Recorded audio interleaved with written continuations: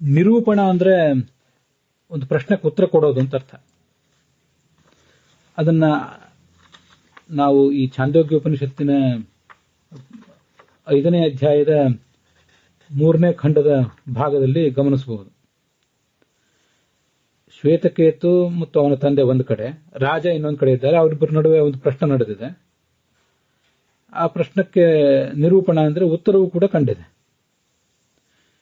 ಇದೆಲ್ಲವನ್ನು ಕೂಡ ಈ 3ನೇ ಬ್ರಹ್ಮಸೂತ್ರ ಗ್ರಂಥದ 3ನೇ ಅಧ್ಯಾಯದ 1ನೇ ಪಾದದ 1ನೇ ಸೂತ್ರ, ತದಂತರ ಪ್ರತಿಪತ್ತೋ ಬ್ರಹ್ಮತಿ ಸಂಪರಿಷ್ವಕ್ತಃ ಪ್ರಶ್ನೆ ನಿರೂಪಣಾಭ್ಯಾಮ್ ಅಲ್ಲಿ ಬಂದಿದೆ. ಅದು ಅಲ್ಲಿ ನಿರೂಪಣ ಅಂದ್ರೆ ಉತ್ತರ ಅಂತ ಅರ್ಥ. ಯಾಕೆಂದ್ರೆ ನಿರೂಪಣ ಅನ್ನೋ ಶಬ್ದಕ್ಕೆ ಆಚಾರ್ಯರು ಭಾಷ್ಯದಲ್ಲಿ ಪರಿಹಾರಾಭ್ಯಾಮ್ ಅಂತ ಹೇಳಿದ್ದಾರೆ. ಪ್ರಶ್ನೆ ಅಂದ್ರೆ ಪ್ರಶ್ನವೇ, ಅದಕ್ಕೆ ಉತ್ತರ ಕೊಡುವುದು ಅನ್ನೋದನ್ನೇ ನಿರೂಪಣ ಎಂಬ ಶಬ್ದದಿಂದ ಹೇಳಿದ್ದಾರೆ. ಹಾಗಾಗಿ ಉತ್ತರ ಅನ್ನೋದಕ್ಕೆ ಒಂದು ಉತ್ತರ, ಇನ್ನೊಂದು ಪರಿಹಾರ, ಮತ್ತೊಂದು ನಿರೂಪಣ ಅಂತ ಹೀಗೆ 3 ಶಬ್ದಗಳನ್ನ ನಾವು ಗಮನಿಸಬಹುದು. ಪ್ರಶ್ನಂ ನಿರೂಪಯತಿ, ಪ್ರಶ್ನವನ್ನು ಉತ್ತರಿಸುತ್ತಾನೆ.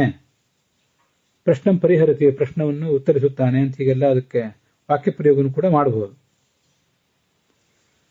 ನಾವು ನಿರೂಪಣ ಅನ್ನೋ ಶಬ್ದವನ್ನ ವ್ಯವಹಾರದಲ್ಲಿ ಹೆಚ್ಚು ಬಳಸೋದಿಲ್ಲ. ಪ್ರಶ್ನಂ ಪರಿಹರತಿ ಅಂತ ಹೆಚ್ಚು ಬಳಕೆ ಮಾಡ್ತಾರೆ. ಪ್ರಶ್ನಂ ಉತ್ತರಯತಿ ಅಂತ ಹೀಗೆಲ್ಲ ಹೇಳ್ತಾರೆ. ಪ್ರಶ್ನಂ ವ್ಯಾಕರೋತಿ ಅಂತ ಕೂಡ ತಾತ್ಪರ್ಯ ನಿರ್ಣಯದಲ್ಲಿ ಒಂದ್ ಕಡೆ ಪ್ರಯೋಗ ಮಾಡಿದ್ ಕಂಡು ಬರ್ತದೆ. ಅದನ್ನ ಪ್ರಶ್ನೆಯನ್ನು ವ್ಯಾಖ್ಯಾನಿಸುವುದು ಅಂತ. ಪ್ರಶ್ನೆಯನ್ನು ಕ್ಲಿಯರ್ ಮಾಡೋದಲ್ಲ, ಪ್ರಶ್ನೆಗೆ ಉತ್ತರವನ್ನು ಹೇಳೋದು ಅಂತಾನೆ ಅದಕ್ಕೆ ಅರ್ಥ. ಹಾಗೆ ಇಲ್ಲೂ ಕೂಡ ಪ್ರಶ್ನಂ ನಿರೂಪಯತಿ ಅಂತಂದ್ರೆ ಪ್ರಶ್ನೆಗೆ ಉತ್ತರವನ್ನು ಹೇಳ್ತಾರೆ ಅಂತ. ಯಾಕಂದ್ರೆ ಪರಿಹಾರ ಅಂತಾನೆ ಅಲ್ಲಿ ಶಬ್ದ ಬಂದಿದೆ. ಟಿಪ್ಪಣಿಗಳಲ್ಲಿ ಎಲ್ಲ ಕಡೆನೂ ಕೂಡ ಪ್ರಶ್ನೋತ್ತರ, ಪ್ರಶ್ನ ಅಂದ್ರೆ ಪ್ರಶ್ನವೇ, ನಿರೂಪಣ ಅಂದ್ರೆ ಉತ್ತರ ಅಂತ ಹೀಗೆ ಬಂದಿದೆ. ಅದೊಂದು ಅಪರೂಪದ ಶಬ್ದ ನಿರೂಪಣ ಅಂತ ಹೇಳಿ. ಅದನ್ನ ನಾವು ವ್ಯವಹಾರದಲ್ಲೂ ಕೂಡ ತರಬಹುದಾದ ಶಬ್ದ. ಹೀಗಂದ್ರೆ ಶಾಸ್ತ್ರದಲ್ಲಿ ಪ್ರಯೋಗ ಮಾಡಿರ್ತಾರೆ, ನಾವು ತರಬೇಕಾದದ್ದು ಮುಖ್ಯ ಅಷ್ಟೇ. ಬ್ರಹ್ಮಸೂತ್ರದ 3 ಅಧ್ಯಾಯದ 1ನೇ ಪಾದದ 1ನೇ ಸೂತ್ರದಲ್ಲಿ ಬಳಕೆ ಕಂಡಿರುವಂತಹ ನಿರೂಪಣ ಅನ್ನೋ ಶಬ್ದದ ವಿವರಣೆ ಇದು.